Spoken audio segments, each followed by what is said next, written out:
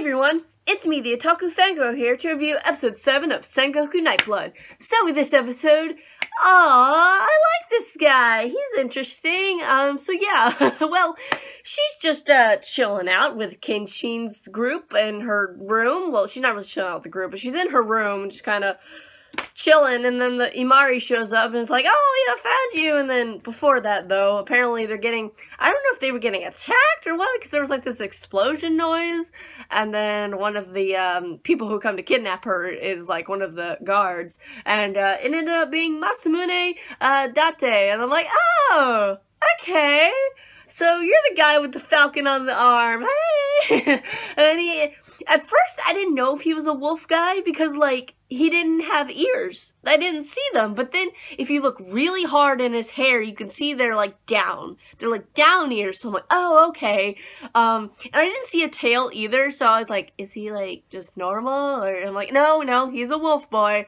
His ears are down. It's kind of weird, but, man, he kind of has a little bit of a tragic past, but after they steal her away, they want to use her to negotiate with the Oda army, and they're just kind of using her as a tool. At least that's what Date says, and I'm just like, aren't you just a little cutie? Your ears are down and you're adorable. I wonder if his ears can move up, though. That's what I want to know. Are they just, like, floppy, like, dog ears? Like, you know, dogs, like, some dogs have up ears and then some have floppy ears, so I'm just like, is that how yours work? But anyway, I assume they are, because that's what they look like. It's just, they blend so well with his hair, and it's super hard to tell they're there. When he was a kid, though, it was a little bit more noticeable.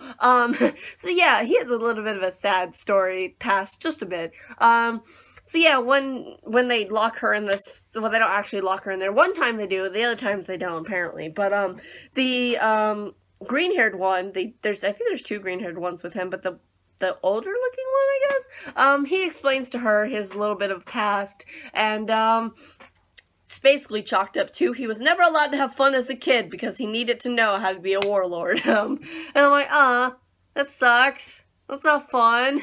You just had to sit there and do all this boring stuff and learn how to use a falcon, which is actually kind of cool, might I add, but, oh man, but also when he showed her how he uses his falcon, he's like, you'll be like that if you try to run away or something like that. I'm like, okay, not gonna do that. That's what I'd be like, oh, okay. I won't do that then. I'm a little scared. Except, I don't think the falcon would attack me, but, anyway. So it ended up where they got, found out, and, yeah, they got, attacked by this other, army, and along the way, the Yakima showed up, and, then the other guys showed up, the ninja ones, the ninja wolf boys, one of the vampire dudes showed up. I don't remember any of their names, except for Yukimura. Yukimura did show up, and it's like, oh, I'm gonna take her back now and stuff, and yada yada yada. And I'm like, you know who should be here and doing this? Hideyoshi. What's he doing? Sitting on his butt? Just hearing all this news? Like, oh, she's been stolen away from the castle. Oh, these people have her now. Oh, this and that. And I'm just like, are you not gonna do anything? You said you liked her. You said you loved her, possibly. And you're just sitting there, doing nothing.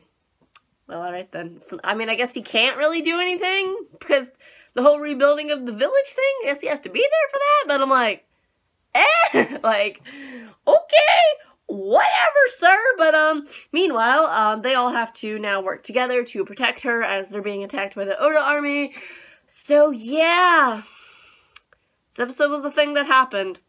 The only really good part of it was definitely Masamune Date, because he's cute, you know, it's like, oh, your ears are down, aren't you adorable, and you have a little bit of a saddish past, aren't you cute, I like you, also, does he wearing an eye patch or something, or is there something wrong with his eye? Is that why his hair is in front of his face? Because if you look on this side of his face, or whatever side it is that you can see his eye on, there's this little, like, thing, and it looks like he could be wearing an eye patch for some reason.